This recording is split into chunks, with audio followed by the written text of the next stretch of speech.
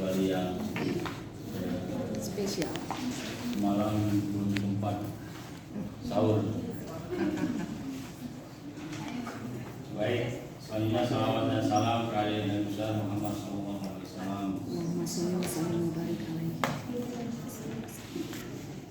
Seminar atas nama Suhaimi Yusril. Iya. Apa Yusril? Yusril. Dengan nama Yusril Suhaimi, NIM 18040154, dengan judul Pengaruh Elektronik World of Moon ya. Mulut kan?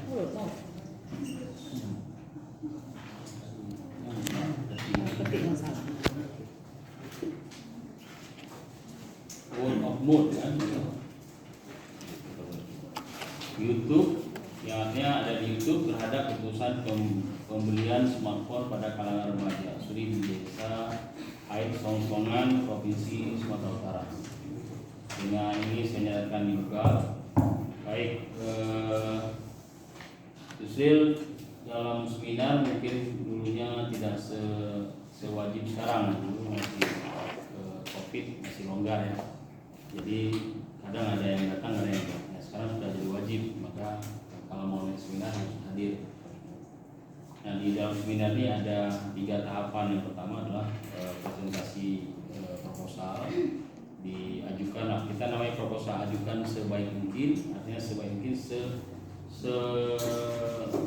interest bagi yang dengar lah, bahwa ini patut dijalankan.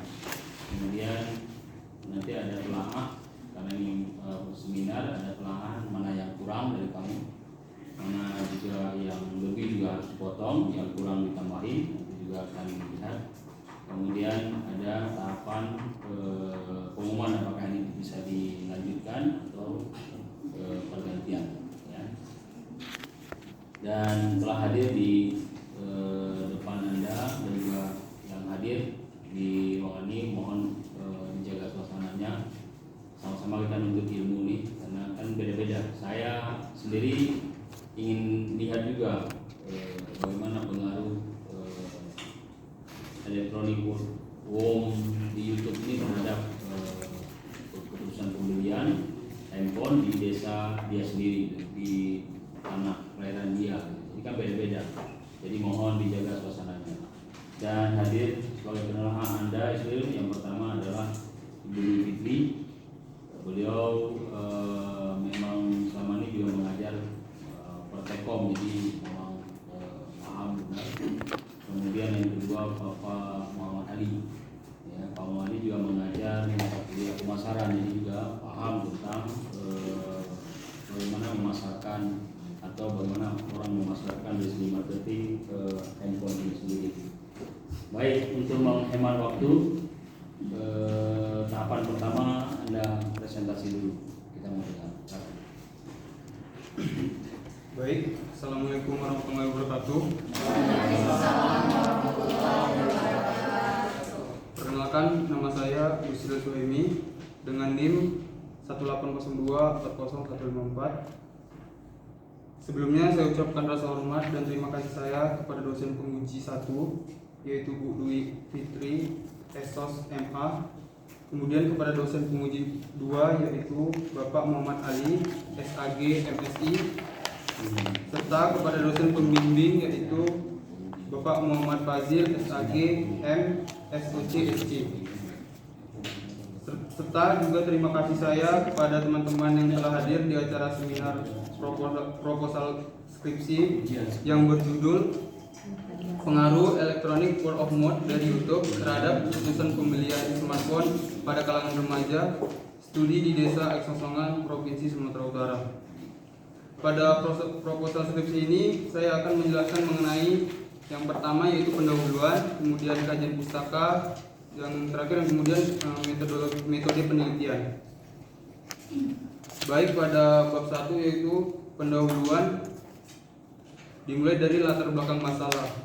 Yang poin pertama yaitu tren penggunaan internet di Indonesia mencapai 204,7 juta pengguna pada awal tahun 2022. Menurut laporan yang dirilis oleh We Are Social, sebuah perusahaan media sosial Inggris. Kemudian menurut BPS pada tahun 2019, sekitar 96% penduduk Indonesia mengakses internet melalui telepon seluler ataupun smartphone. Banyaknya manfaat yang didapat dari penggunaan smartphone membuat masyarakat semakin bergantung pada teknologi ini, sehingga menempatkan negara Indonesia berada di posisi nomor 4 di dunia dengan jumlah pengguna smartphone sebanyak 160 juta pada tahun 2020. Dengan perkiraan jumlah pengguna smartphone di Indonesia yang terus meningkat, menjadikan Indonesia negara dengan potensi transaksi produk smartphone yang tinggi. Kemudian, salah satu strategi bisnis yang mempengaruhi keputusan konsumen yaitu promosi. Menurut Hamdani, dalam Sunyoto 2014, promosi merupakan salah satu variabel dalam bauran pemasaran yang sangat penting diterapkan oleh perusahaan dalam memasarkan suatu produk. Dari sekian macam atau jenis promosi yang harus diperhatikan oleh pelaku bisnis, terdapat salah satu faktor ketika mengambil suatu keputusan pembelian. Salah satunya yaitu electronic word of mouth di media sosial.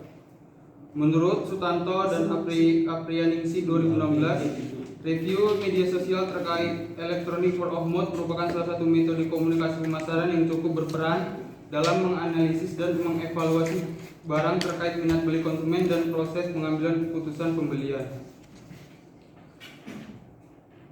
Poin selanjutnya yaitu berdasarkan observasi awal yang dilakukan oleh peneliti terhadap remaja di Desa Eksosongan, salah satu pertimbangan remaja sebelum membeli suatu produk smartphone ialah rekomendasi dari seseorang melalui kolom komentar, rating, dan testimoni dari berbagai konten media sosial yang biasa juga disebut elektronik berbentuk word of mouth atau e-worm. Poin yang selanjutnya yaitu identifikasi masalah. Banyaknya jumlah pengguna smartphone di Indonesia, kemudian adanya pengaruh promosi atau digital marketing dari electronic word of mouth kepada remaja pengguna media sosial di Desa Eksosongan. Kemudian pertanyaan penelitian yaitu apakah ada pengaruh electronic word of mouth terhadap keputusan pembelian produk smartphone pada remaja di Desa Eksosongan. Kemudian pada pembatasan masalah, penelitian ini dilakukan hanya pada remaja pengguna smartphone dan berada di Desa Eksosongan, Kecamatan Eksosongan, Kabupaten Asahan, Provinsi Sumatera Utara. Adapun fokus variabel bebas yaitu electronic word of mouth hanya bersumber dari media sosial yaitu YouTube. Remaja dalam artian ini dibatasi berdasarkan umur 15 tahun sampai 24 tahun. Kemudian tujuan penelitian yaitu untuk mengetahui pengaruh electronic word of mouth dari media sosial YouTube terhadap keputusan pembelian smartphone pada remaja di Desa Eksosongan. Kemudian pada bab 2 yaitu kajian pustaka. Yang pertama yaitu landasan teori. Landasan teori yang saya gunakan yaitu ISIS model menurut Sugiyama dan Andre pada tahun 2011 yaitu ISIS adalah suatu proses di mana konsumen memperhatikan suatu produk, jasa atau iklan yang biasa disebut dengan attention dan menimbulkan ketertarikan yaitu interest, sehingga menimbulkan keinginan untuk mengumpulkan informasi tentang suatu produk yang biasa disebut dengan search atau pencarian, sehingga menimbulkan yaitu action yaitu keputusan pembelian yang setelah pembelian konsumen menjadi penyampai informasi atau word of mouth dengan berbicara kepada orang lain atau mengirim komentar dan tayangan di internet atau yang bisa disebut dengan sharing. Kemudian komunikasi pemasaran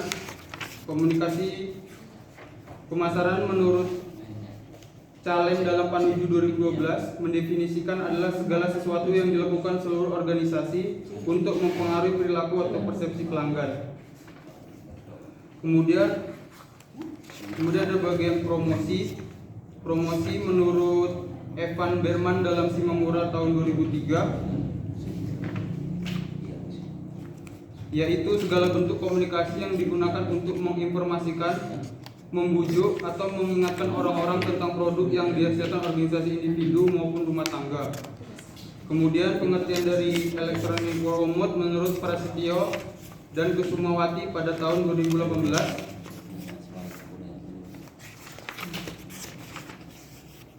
yaitu sebuah penyampaian pesan kepada orang lain yang dapat mempengaruhi keputusan pembelian serta minat beli. Kemudian pengertian dari keputusan pembelian menurut Kotler dan Keller, yaitu keputusan pembelian konsumen merupakan bagian dari perilaku konsumen, yaitu studi tentang bagaimana individu, kelompok, dan organisasi membeli, menggunakan, dan bagaimana barang, jasa, ide, atau pengalaman untuk memuaskan kebutuhan dan keinginan mereka. Selanjutnya pada kerangka konsep penelitian, yaitu electronic work of mood diduga akan berpengaruh terhadap keputusan pembelian.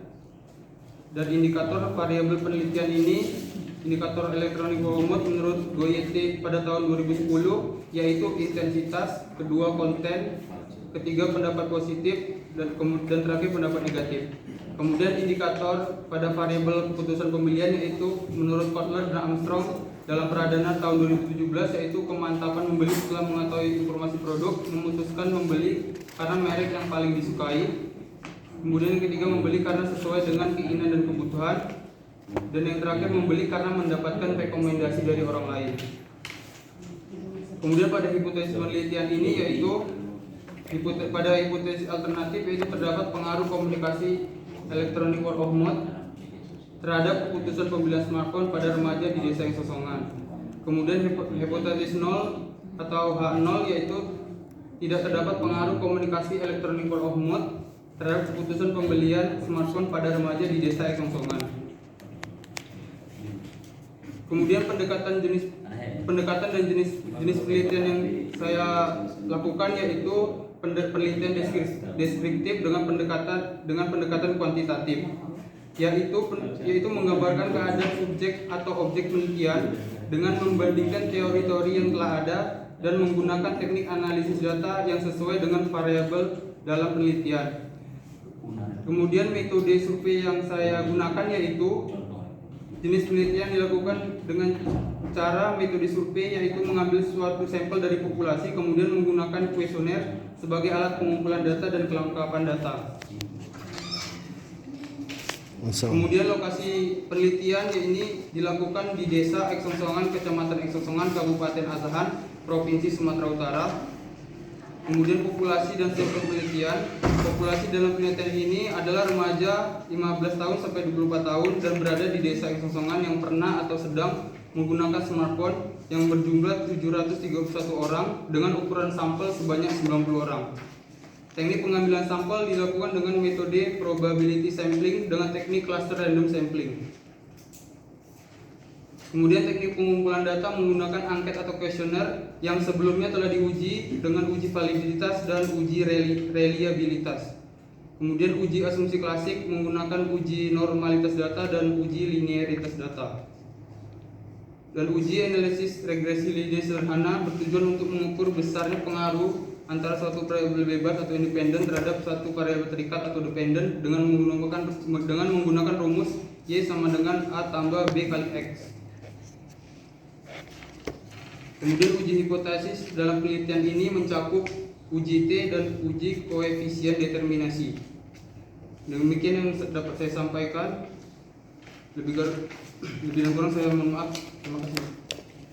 Baik, terima kasih. Yusril, haus enggak? Ingat kan, biasanya ada minum kan? Suruh minum enggak ada. Pulang kan? Baik, untuk tahap presentasi proposal kamu sudah tercapai dan ini akan ada proses lahan atau pertanyaan-pertanyaan yang akan membuat menguatkan kalau penelitian baik itu dilakukan. Pertama silakan Bu waktu dan tempat, silakan. Terima kasih kepada Pak Haji. Assalamualaikum warahmatullahi wabarakatuh. Karena bulan puasa jadi agak lembut sedikit. Saya sahur Pak Haji, saya sahur. Tahu ya? Sahur saya. Tahunnya jam 12 ya? Enggak, jam sekali kan? Oke, yang pertama ingin Ibu kritisi adalah terkait dengan latar belakang masyarakat. di latar belakang untuk melihat banyak referensi-referensi yang kita sudah sepakati di buku panduan penelitian kita, bahwa referensi kalau dia berubah buku itu latest booknya adalah 10 years, up to 10 years ya, 10 tahun terakhir. Artinya kalau sekarang tahun 2023, berarti latest book itu yang bisa dipakai adalah referensi 2013 ke atas. Antara referensi kamu ada yang 2004, masih ada 2012 ya. Kalau buku, kalau jurnal itu 3 tahun terakhir. Kalau jurnal ya. Nah, di sini Ibu lihat paparan kamu, karena ini kuantitatif, kamu menyajikan data-data empiris sudah sesuai. Cuman mungkin karena terlalu panjang untuk narasinya, Ibu tidak maksimal menemukan di mana masalah dari penelitian kamu. Bisa kamu tunjukkan ke Ibu nggak di halaman berapa dari latar belakang, di paragraf yang keberapa? Masalahnya di sini Bu, ini dengan apa? Di mana? Di halaman 2. Halaman 1 dan 2.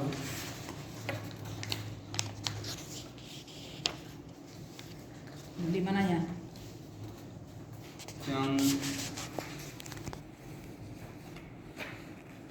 Yang peningkatan pengguna jumlah internet Di penggunaan. mananya? Ibu tanya Yang di halaman paragraf berapa? Halaman 1 paragraf pertama Bu. Paragraf pertama, baris pertama. baris pertama. Yang mana tuh? Yang penggunaan internet yang menjadi tren konsumen. Ini kan penyajian data saja, bukan masalah. Yang menjadi masalah apa sehingga penelitian ini bisa kamu lakukan? Di mana yang kamu ajukan masalah?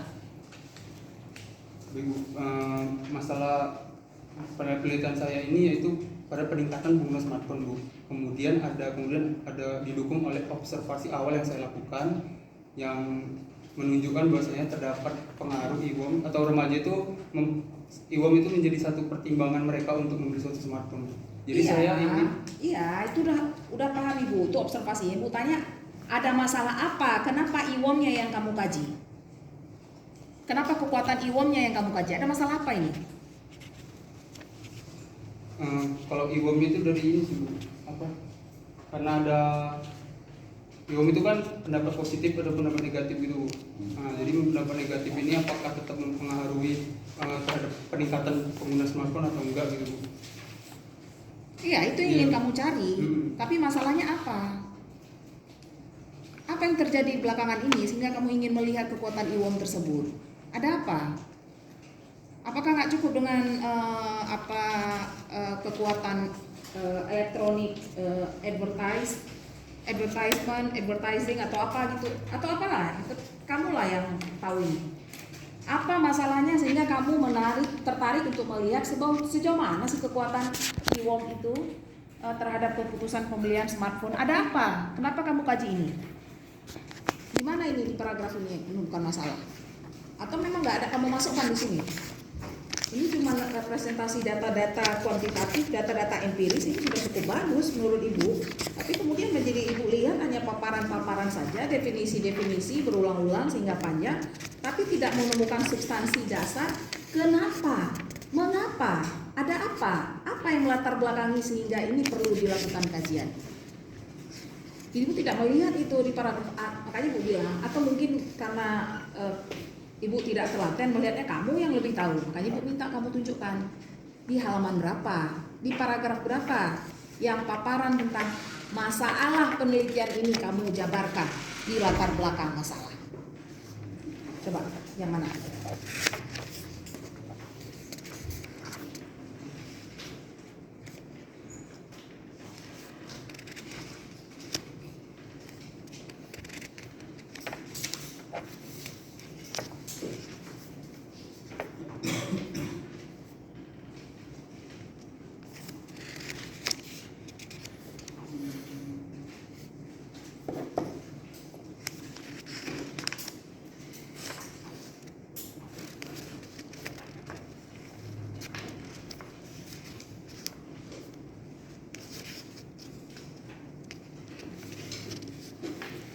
Ada nggak?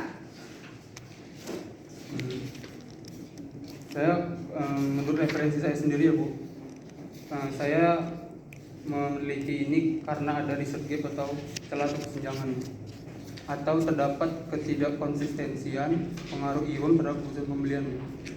Ini pada halaman 7 paragraf terakhir.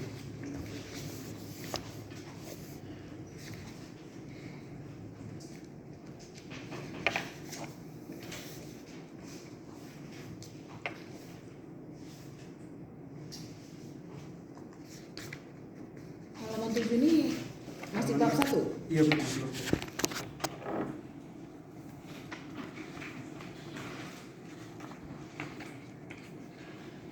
Ini kan perbandingan antara dua hasil penelitian terdahulu, hasil dari penelitian terdahulu. Tapi terdapat ini Bu, inkonsistensi hasil penelitian Bu. Penelitian yang satu itu mengatakan bahwasanya IWAM tidak berpengaruh, tapi penelitian satu kemudian yang selanjutnya itu IWAM berpengaruh. Iya, itu kan hanya melengkapi latar belakang kamu, tapi masalahnya kan bukan di situ. Kamu melihat masalah itu yang kamu kuasai sendiri, bukan dari kajian penelitian itu kan hanya menguatkan saja.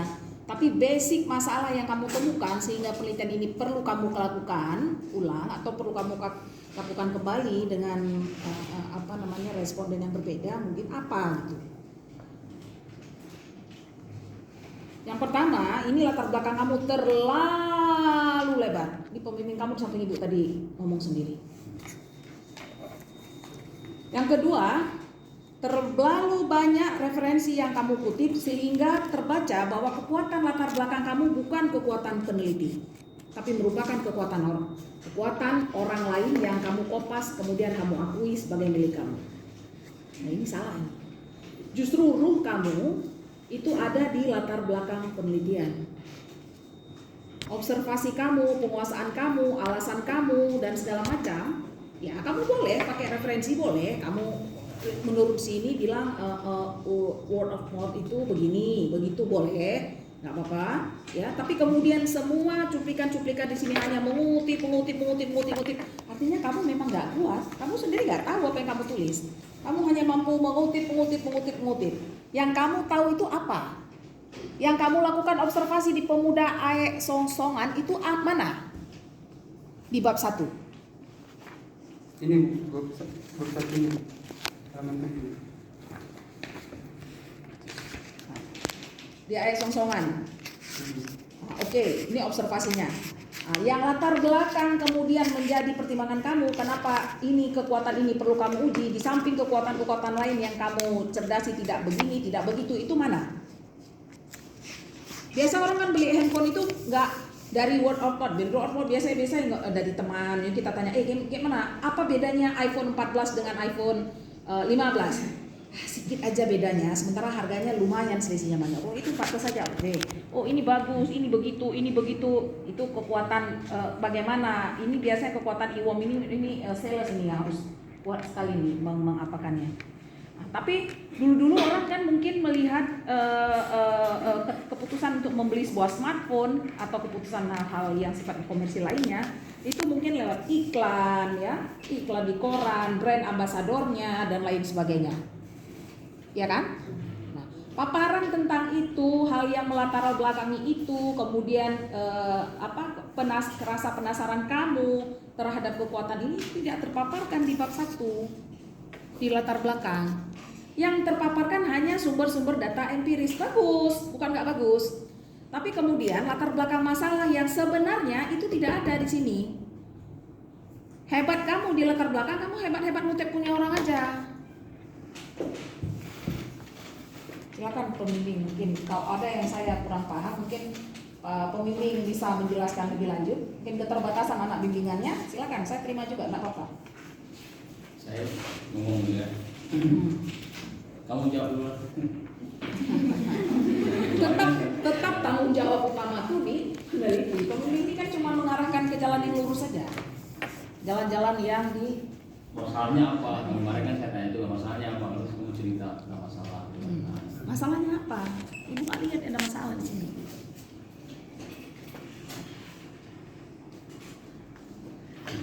Tenang itu, belum masalah.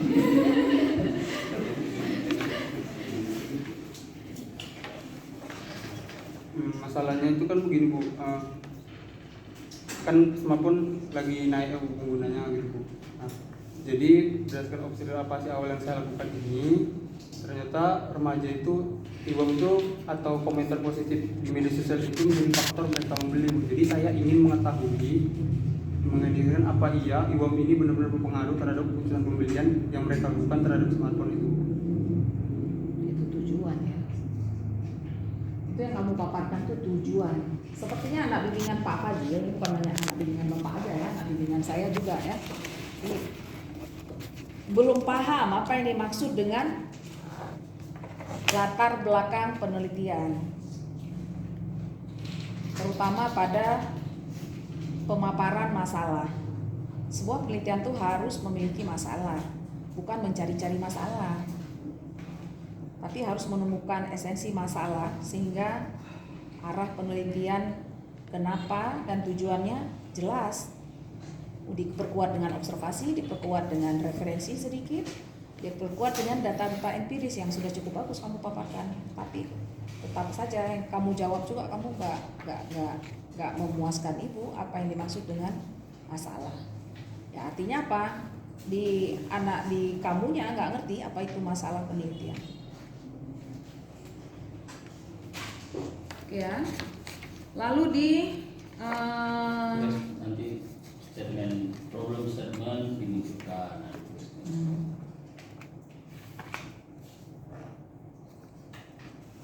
Nah, identifikasi masalah juga ini masih keliru ya. Jadi tolong dilihat.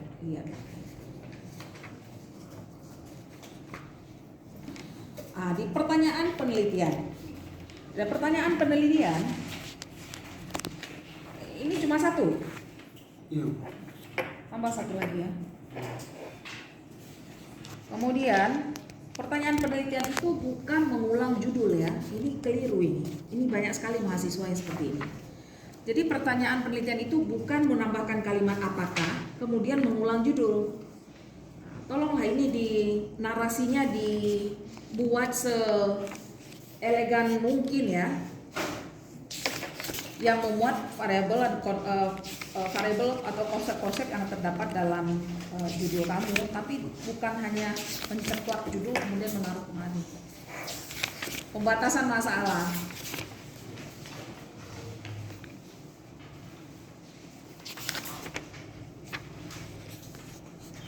Ini pengguna smartphone, kita tahu kan smartphone ini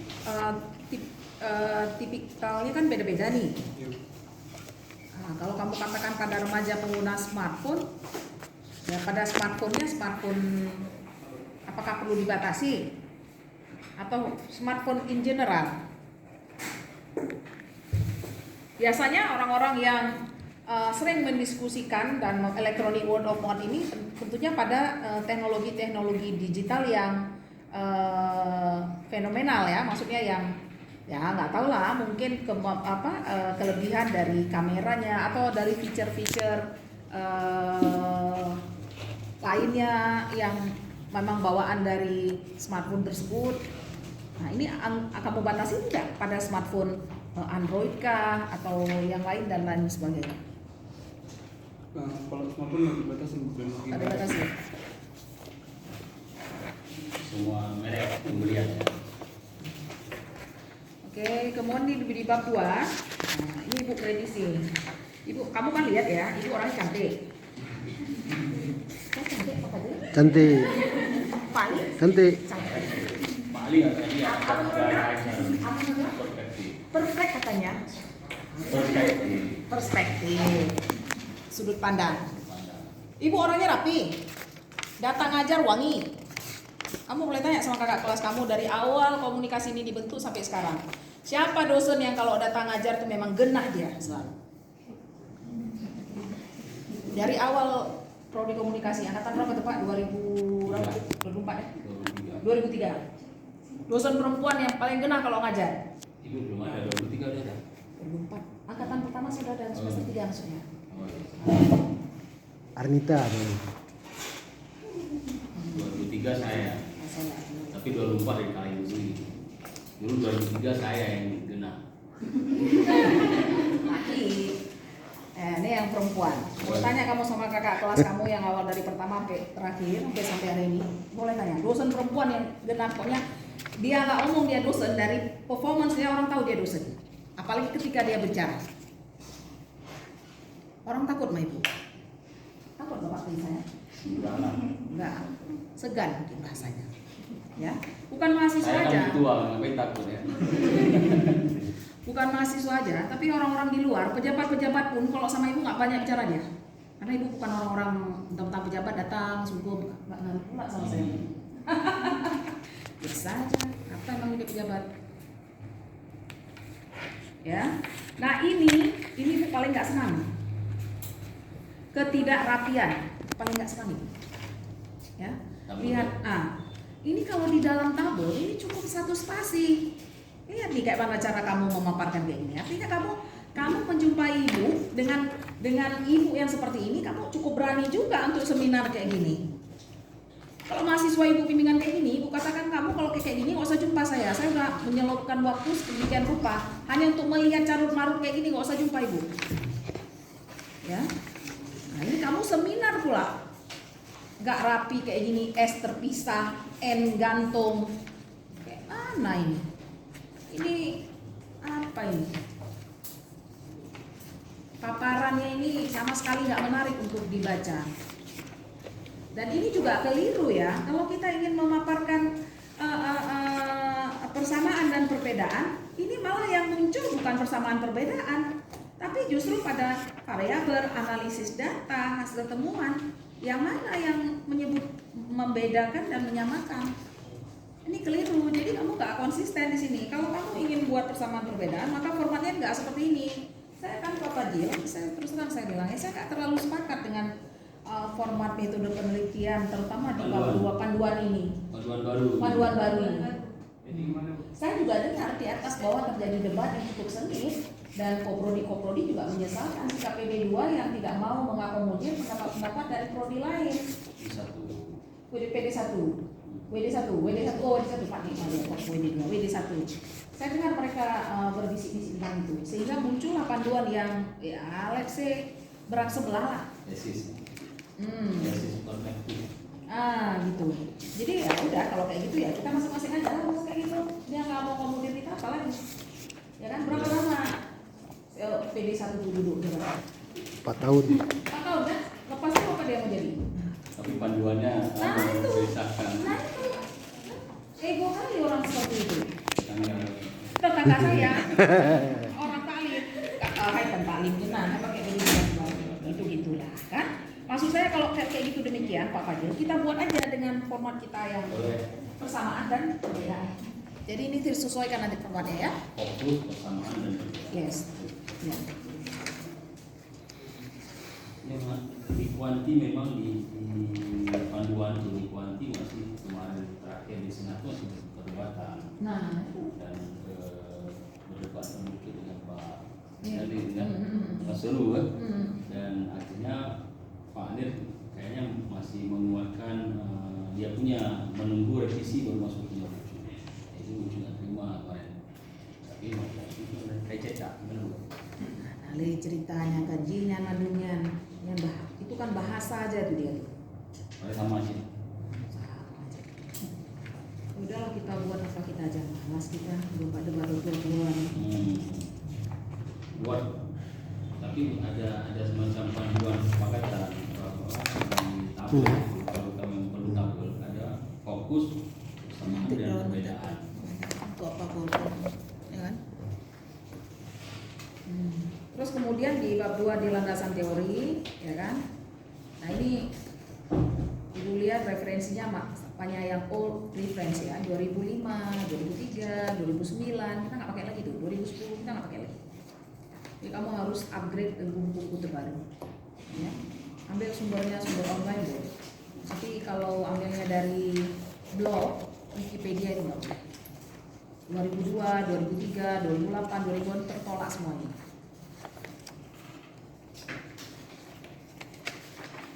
Ada pun mau dicat meeting. Sudah ada Jerman Lo mana Menteri Surilang? Kemarin orang BRIN, orang BRI yang bilang itu sudah coba ini. Menarik sekali katanya. Belum. Dia kan AI program. peneliti dia. Rekayasa teknologi kan dari pemerintah kan. Ini belum saya bilang, sempat saya telusuri. Tapi saya tanya sekali lagi bisa jawab ya. Kamu laki-laki atau perempuan? Saya program. Saya nggak bisa menyatakan itu karena saya program. Terus kalau laki-laki saya mau ke masjid. Silahkan tanya yang lain. Halaman 27, keputusan pembelian. Nah ini juga lebih parah lagi 1999 referensi kamu ya. 2004. Sepertinya kamu melihat skripsi orang lain ya. Ibu hakul yakin dan persentase hakul yakinnya lebih besar bahwa kamu mengutip punya orang lain. Gak apa-apa ya. Tapi kemudian kalau ketika kamu kutip kamu tidak merefrase, itu namanya plagiat. Karena kan kalau sama ibu, nggak tahu lah ya. Ini bahkan pembimbing kamu sendiri pun nggak sering pakai tracker itu ya. Plagiarism tracker yang dibeli oleh Unimal itu, yang akun itu hanya diberikan kepada prodi. Jadi satu akun dikuasai oleh 12 dosen. Kita berapa 12 kali 15 dosen Pak? Nggak masing-masing dosen. Kalau masing-masing dosen berapa ratus juta mungkin Unimal harus mengeluarkan uang terlalu mahal. Jadi ya satu prodi satu akun dikelola oleh banyak dosen lah. Ya udah itu pun oke. Dan di situ yang paling aktif menggunakannya ibu. Di prodi komunikasi yang paling aktif menggunakannya ibu. Kedua Bu Ratri itu pun ketika seminar konferensi internasional saja dipakai itu, hari-hari lain nggak dipakai.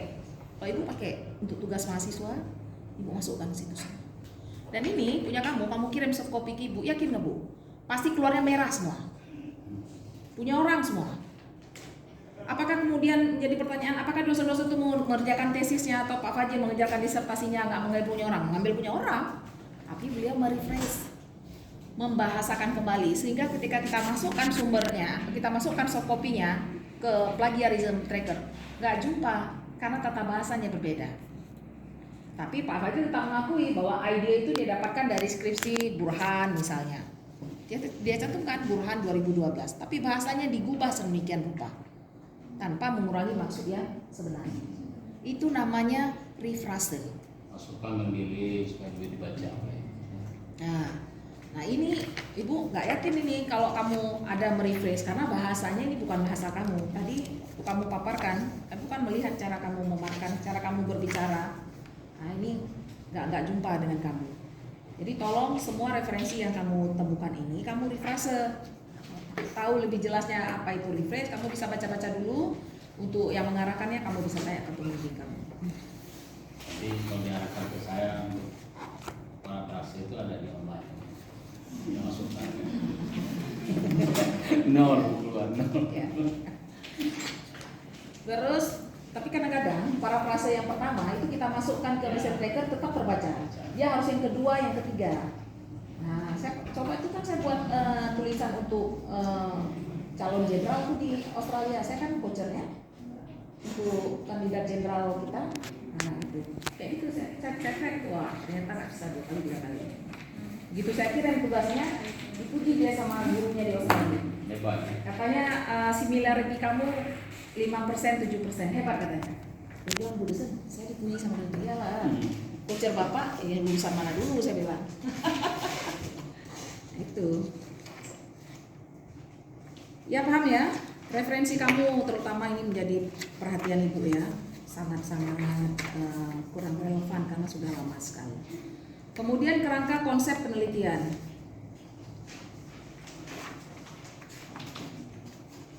Kan kalau kuantitatif itu kan menguji teori ya. Oke, kamu masukkan teori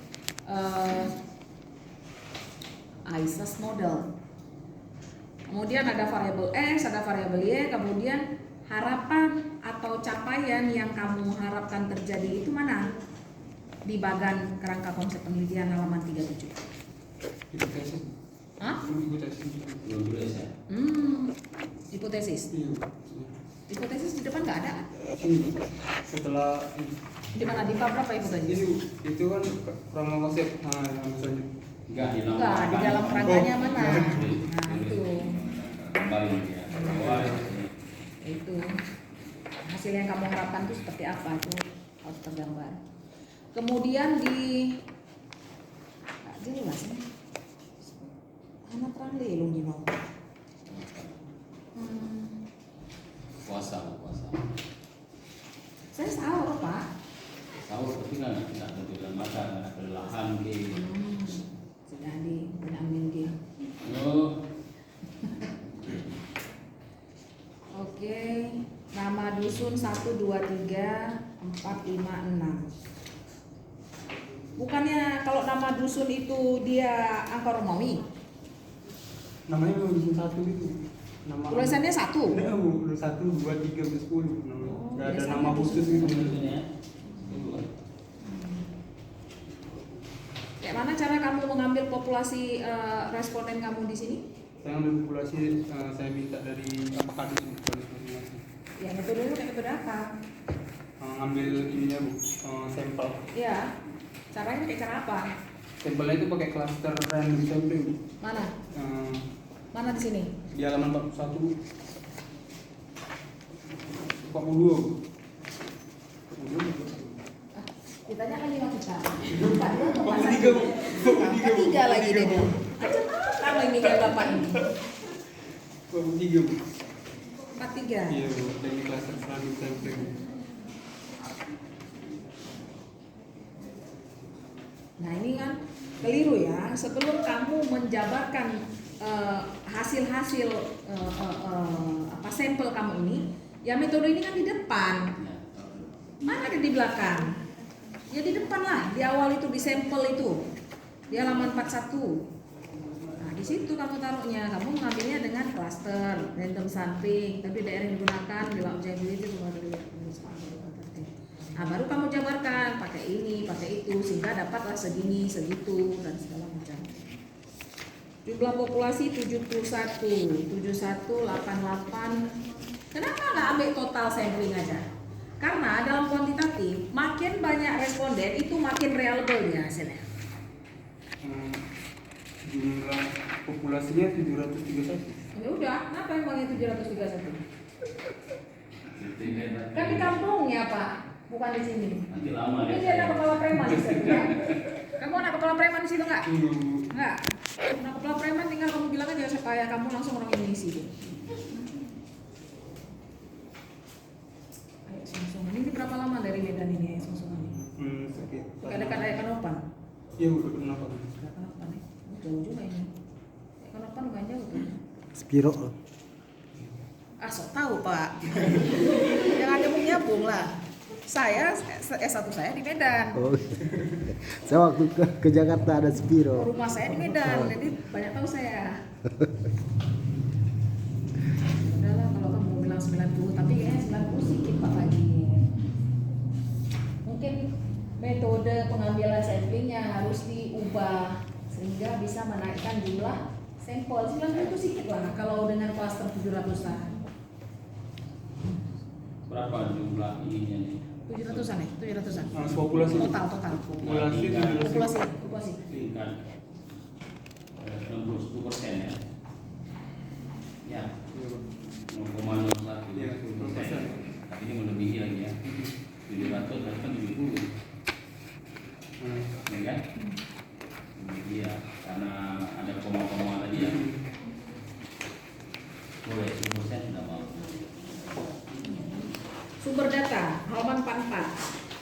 Nah, sumber data ini kan baru definisi saja ini. Ya eksplisit dari sumber data kamu itu mana? Kamu bilang sumber data ini berupa angket. Berapa jumlah angketnya? Kan nggak terjabarkan ini. Jabarkanlah. Ini kan nggak terjabarkan, sumber data tidak terjabarkan, data primer nggak terjabarkan, data sekunder nggak terjabarkan. Ini kan sudah seminar ini. Kemudian independen variabel.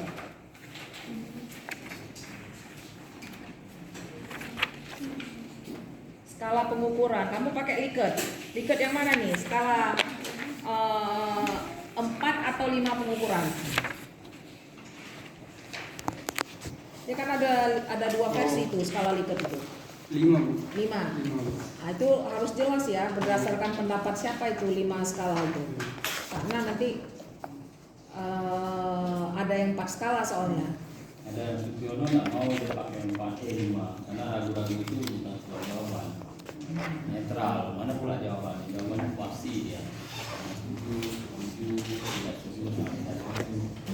Tapi ada pertanyaan yang memang kita mencari pendapat, ada yang netral, nah itu boleh. Tapi dia ini kamu ngambil skala pengukuran ini dari pendapat siapa nih? Sugiono, Enggak. Sugiono dia cuma memaparkan tentang ini aja, metodologi aja. Skala pengukuran dia nggak jabarkan ini ngambil dari kutipan dari mana kamu? Sugiono juga enggak? Sugiono. Sugiono tuh 4. ya ada juga yang 5. Ada juga 5. Lihat variabelnya. Lihat siapa yang teliti gitu kan. Kadang kita teliti dia harus kita temukan jawabannya, jangan ragu-ragu. Banyak orang ragu-ragu terhadap pemilihan. Kemudian definisi operasional variabel. Nah ini juga ya kerapian juga tolong diperhatikan. Kemudian indikator dari keputusan pembelian ini keliru ini. Indikator itu dia cuma 1 kata atau 2 kata. Tapi kalau kamu buat dalam sebuah kalimat, ini bukan indikator ini. Yang nomor 1, electronic word of mouth ini benar indikatornya. Maksudnya sudah mengarah ya. Nomor 2 ini malah keputusan pembelian indikatornya kok kemantapan membeli setelah mengetahui informasi produk, membeli karena mendapat rekomendasi dari orang lain. Ini keliru. Indikator itu tidak berupa kalimat, ya, tapi berupa kata-kata kunci dari konsep ataupun dari variabel yang ingin kamu cari. Lalu dan seterusnya pustaka. Nah ini juga nih, nggak ada rapi-rapinya. Lihat tuh buku kamu. Buku panduan sekarang buku sama jurnal tuh bergabung menjadi satu. Nah, Pak Fajil tahu tidak? Saya menjadi pertanyaan besar ketika mahasiswa saat seminar referensinya bisa sampai 40 sumber referensi. Are you sure? Bisa kamu tunjukkan satu-satu ke Ibu? Kutipan-kutipan ini memang semua ada di dalam bab 2, bab 1 atau sampai bab 3 itu. Kalau memang semua kutipan, semua daftar pustaka ini, coba kamu tunjukkan ke Ibu. Kumalasari I sama Andreanto 2012, di halaman berapa? Referensinya tuh 40 biji Pak. Yakin Pak? Pak disertasi aja belum tentu sebanyak ini. Lebih nih, 40-50 nih referensinya. Pertama, ini kecurigaan Ibu adalah kamu tidak paham bagaimana melakukan pengutipan. Kedua, ya kamu cuman kopas-kopas aja untuk nampakin banyak-banyak gitu, biar agak-agak segar dosen pengujinya. Coba kamu tunjukkan ke Ibu, Kanu S sama Schiffman di halaman berapa? Kotler Armstrong 2006, Kotler Philip Armstrong Gary 2014. Sampai berapa halaman ya? 1, 2, sampai 5 halaman daftar pustaka kamu. Ibu nggak yakin semuanya ada di dalam.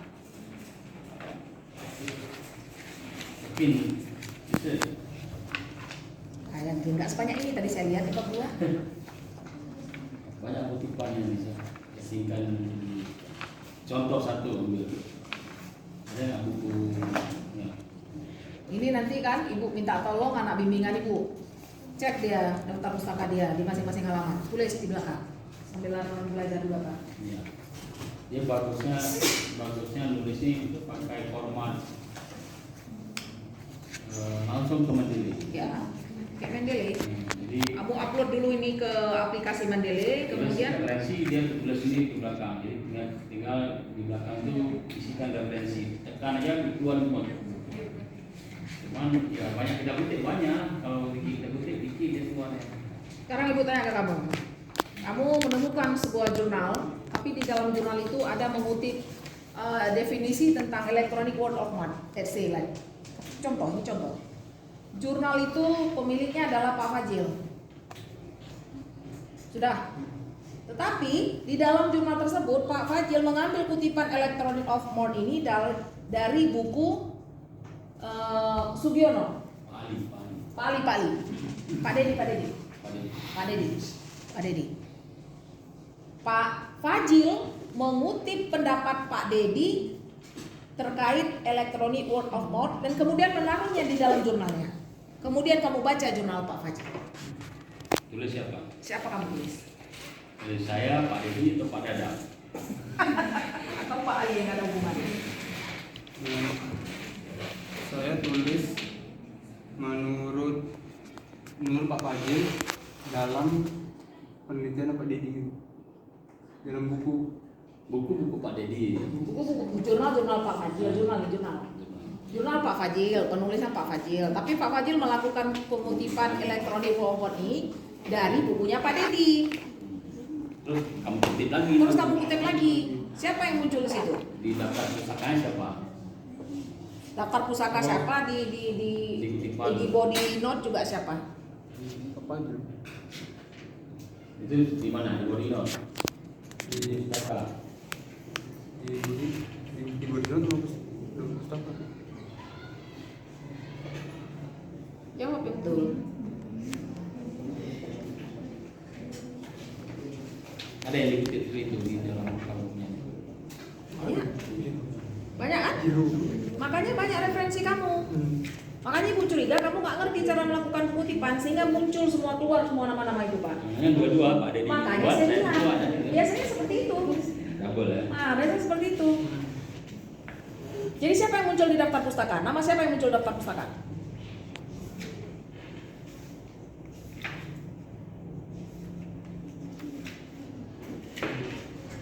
Kok saya dua-duanya sibuk sama. Nah, kan betul kan? Itulah yang menyebabkan daftar pustaka dia banyak. Dan ini big mistake. Ini keliru besar. Kamu salah melakukan pengutipan. Makanya semua keluar di sini. Jadi kalau ada buku Brown and Berry, Bapak kutip, Brown and Berry pun dia masukkan kemari di daftar pustaka. Brown and Berry dalam jurnal ini dua-dua diajar. Dua-dua diajar. Semua nama yang ada muncul itu semua dimunculkan di daftar pustaka. Ini salah. Makanya referensi kamu luar biasa banyaknya. Tapi salah. Ya. Oke, segitu aja Pak Fajil. Baik, terima kasih. Jadi banyak masukan di sini ya tadi, terutama problem permasalahan statementnya ada mungkin di belakang kumpulin ya apa yang menjadi jurang antara apa yang kamu pelajari dengan observasi yang kamu dapatkan. Kemudian ada di bab 2 juga beberapa hal yang terutama yang diterangkan konsep penelitian itu memang ada hasilnya apa yang kita harapkan. Hasilnya kan yang ini kan ada pengaruh ini kan juga. Nah, kemudian yang terakhir sisi pengutipan referensi itu juga jadi penting untuk dilihat bagaimana mengutip ya. Kita misalnya saya dalam Pak Ali berarti yang diikuti Pak Ali. Saya tidak boleh diikuti karena kan kamu mengikuti jurnal Pak Ali. Walaupun itu Pak Ali mengikuti saya kan. Tapi kalau saya yang nyatain, nah itu baru yang kutipan itu memang harus dilihat lagi, jangan sampai sama. Kalau kutip sama itu di mesin pengecek plagiasi itu dapat ya. Kemudian yang terakhir kerapian ya nanti dia bilang proposal sampai 50 ini skripsi ya, jadi bukan proposal itu jadi di latar belakangnya saya menyangka juga jadi berapa lembar 9 lembar nanti dia jadi 4 lembar aja ya 4 lembar mana yang perlu dibuang mana yang tapi yang penting muncul permasalahannya. Baik, selanjutnya Pak Muhammad Ali. Terima kasih kepada Pak Fajil. Terima kasih banyak Pak Ali. Nggak tanya kan? Banyak sekali masukan-masukan yang diberikan Ibu Dewi tadi, itu semuanya disabut ya. Tolong salah satu ambil handphone Pak Ali, ambil gambar Pak Ali. Ya, nggak mau. Jadi merupakan masukan yang sangat berharga ya untuk pentajaman ya, penelaahan yang akan diberikan masukan-masukan terhadap hasil penelitian nantinya, ya. Namun demikian saya mencoba juga sedikit pertanyaan ini. Kamu sudah melaksanakan survei awal, ya. Survei awal dalam bentuk apa? Kuesioner angket itu namanya Google Form. Google Form. Itu survei awal seperti apa? Menurut hemat kamu itu seperti apa? Jadi saya tuh membagikan pertanyaan-pertanyaan. Langsung membagi pertanyaan, Iya. bukan berkunjung ke sana Iya melihat juga, itu juga. sambilan begitu. Karena kan itu kampung saya juga. Itu di mana membagikan apa nih kepada pemuda-pemuda Iya, pemuda-pemuda di situ. atau orang-orang tua? Pemuda-pemuda Pak, karena Pemuda-pemuda. fokusnya kan remaja. Itu pemuda itu umur berapa berkisar? Kisaran 15 sampai 24 tahun. Ada kisaran lagi? Iya Pak, karena kan fokus penelitian saya buat 15 sampai 24 tahun. 15 sampai 24 tahun. 24 tahun. Rata-rata mereka di sana pakai Smartphone. Android. Iya, Android. Nggak ada yang nggak pakai ya? Oke. Alasan kamu untuk memilih judul ini kenapa demikian? Apa yang menjadi menarik bahwa kamu ingin melakukan penelitian di bidang pengaruh elektronik? Word of mouth. Kok dari segi akademis di sini memang belum, saya lihat belum ada Pak. Nggak ada variabel. tertarik? Belum ada variabel iwam itu diteliti, belum ada Pak. Belum ada yang. Teliti kalau di sini. Kenapa kamu suka melakukan ini? Kan banyak. Hmm. Ada komunikasi interpersonal, ada perfilman, ada yang lain, banyak sekali bidang-bidang komunikasi. Hampir 90% itu seluruh kegiatan itu diduduki oleh bidang komunikasi. Kenapa yang terlihat cuma ini? Kalau saya kan fokusnya ke komunikasi pemasaran Pak. Pemasaran. Jadi karena fokus komunikasi pemasaran, saya juga melihat tadi itu karena iwam belum ada. Berarti ada kaitannya dengan komunikasi pemasaran ini di mana? Di iwam karena kan dia bentuk promosi dari bauran komunikasi pemasaran gitu, bagian dari bauran komunikasi pemasaran. Oke. Ini promosi yang terlihat di sana. Ini khusus informannya adalah pemuda-pemuda AE Songsongan. Pemuda dan pemudi. Berarti informannya ada 900. Populasinya Populasi. 731 Pak. Kalau sampelnya 700 sekian ya. 700. Itu yang menjadi fokus yang mendapatkan angket. Yang mendapat angket 90. Itu mereka itu bisa dipastikan, apakah dipastikan memang memahami atau bagaimana? Itu dalam angket itu berapa jumlah soal yang diberikan di sana? Kalau itu 10, saya 20? bikin mungkin estimasinya mungkin sekitar Ya, 10, mengikuti indikator dari variabel masing-masing. Itu melihat bahwa yang berhubungan dengan apa? Berhubungan dengan teori yang diangkat. Teori apa? Teori iwam sama teori keputusan pembelian. Itu di sana apa? Karena di sini adalah keputusan pembelian. Menurut kamu keputusan pembelian itu yang ada pada diri seseorang itu melewati beberapa tahap, beberapa fase. Apa? Ini kan ada barang ditampilkan di mana? Di televisi, di sosial media, di internet. Kemudian setelah dilihat, berarti langsung dia itu mengambil sikap ini membeli atau hanya sekedar melihat saja. Jadi sampai membeli. Menurut kamu itu fase-fase seperti apa yang muncul? Fase-fasenya itu ada di landasan teori toh, yaitu model ISAS Pak. Model ISAS. Pertama itu ada attention dulu Pak. Attention itu dia memperhatikan suatu produk atau jasa itu. Itu di iklan itu langsung diperhatikan. Kan beda cara memperhatikan di iklan dengan memperhatikan dengan langsung, itu kan berbeda. Apa perbedaannya? Kalau memperhatikan di iklan itu seperti apa?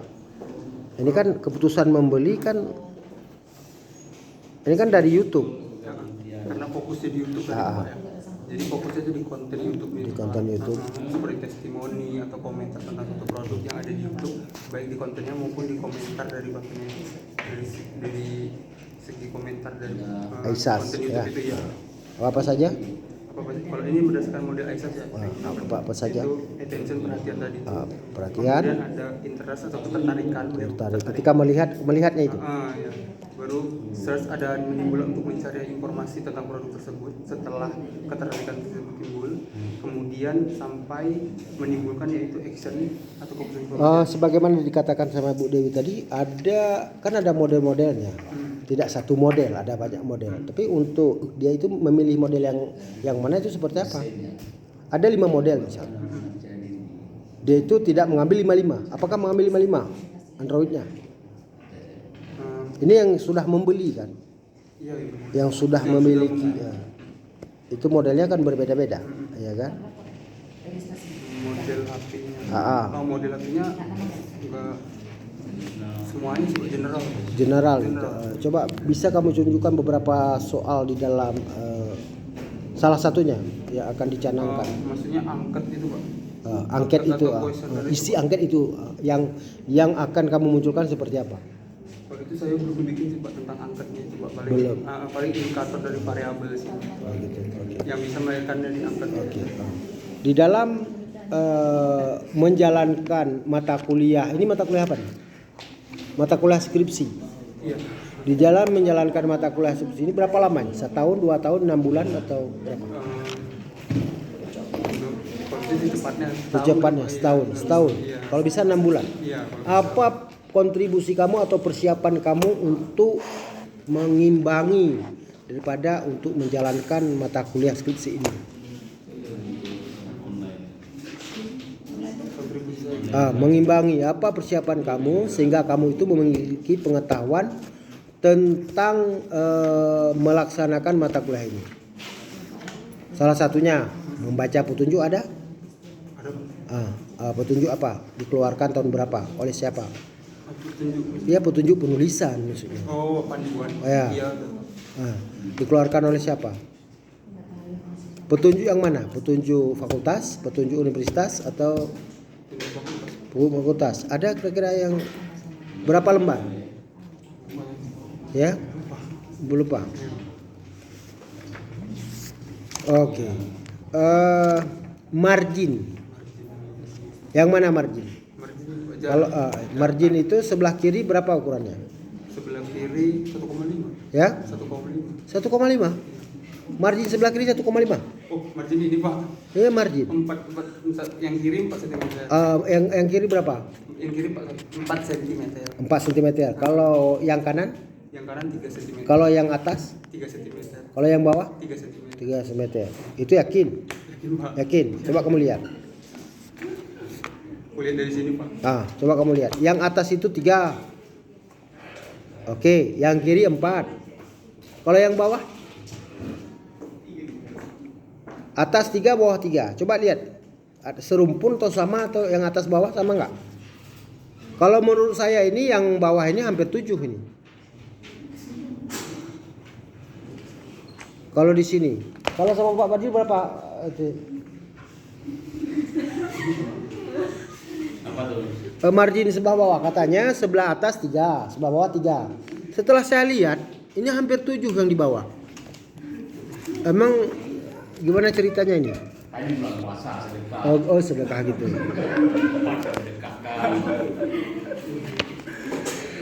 Oke. Kemudian dalam penulisan kan coba didaftar isi, coba dilihat.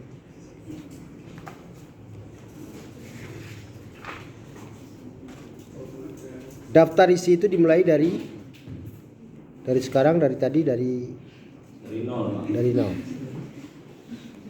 Daftar isi. Itu memang seperti ini penulisannya. Yang saya lihat di Biasanya mama dengan anak itu berjauhan, enggak. Misalnya ini bab 1 pendahuluan, itu induknya. Kemudian 1,1 berarti kan menyusul di bawah induknya.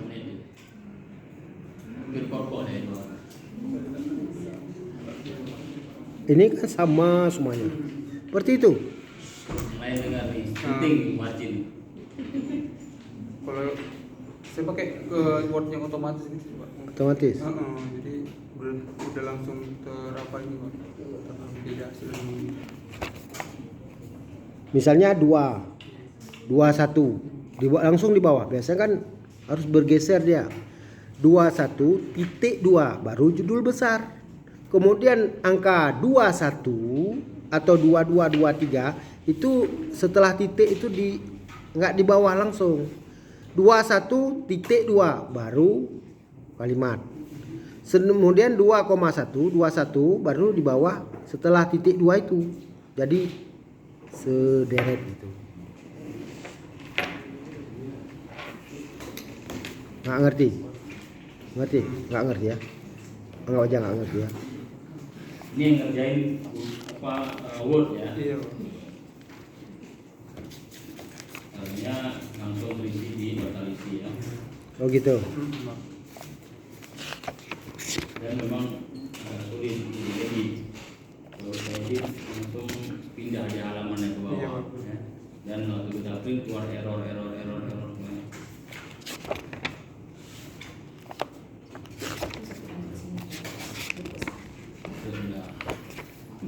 Teori yang kamu gunakan dalam penelitian ini adalah teori ya model ISAS. Oke. Yang dijelaskan tadi ya. Apakah kamu sanggup menjalankan penelitian ini? Ya. Berapa lama? Secepat mungkin? Secepat mungkin berapa lama? Mungkin dalam waktu 2 bulan. 2 bulan? Karena memang dari segi lokasi lumayan mendukung karena lokasi tempat saya juga saya udah kenal respondennya juga aduh. Jadi saya juga udah kenal kampusnya masing-masing jadi bisa lebih mudah untuk mencari. Enggak pengaruh. Kenal itu tidak mempercepat selesainya skripsi. Adalah antusias dan keinginan yang kuat baru bisa. Kalau tidak demikian tidak selesai. Sekali tidur itu 3 bulan. 2 kali tidur bayar uang kuliah lagi. Kamu semester berapa? Semester 10. 10. Tidur sekali lagi berarti bayar uang kuliah lagi. Semester 11. Yang dikatakan sekali tidur itu tidak open. Jadi kalau open itu setiap hari terus satu lembar dan pada akhirnya selesai. Nah, ini pentingnya. Oke Pak Fazil, saya kembalikan.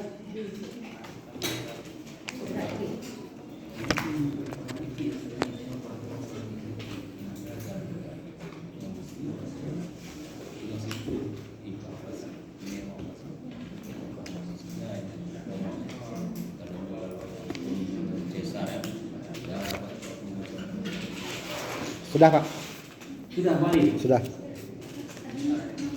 Baik, terima kasih Pak Muhammad Ali. Kadang hal margin ini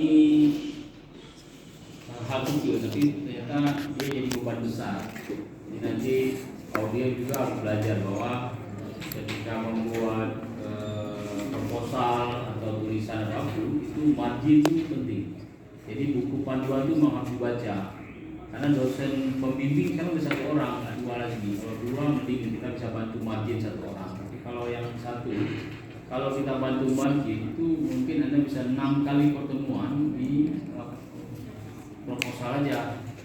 Sedangkan kita punya maksimal mungkin 6 kali, mungkin lebih bagus lagi kalau 4 kali pertemuan Anda sudah bisa paham dan bisa diuji proposalnya. Tapi kalau Anda tidak ikut panduan, nah ini yang sulit. Kita jadi akhirnya banyak mengeluh di mahasiswa ini membuat tidak membaca panduannya. Panduan itu yang sengaja dibuat supaya nggak jadi beban kita dosen untuk mengulang-ulang. Jadi kita hanya pada substansi dari apa yang mau dibuat. Di panduan Anda bisa lihat sendiri di online, bisa download di website visit ya.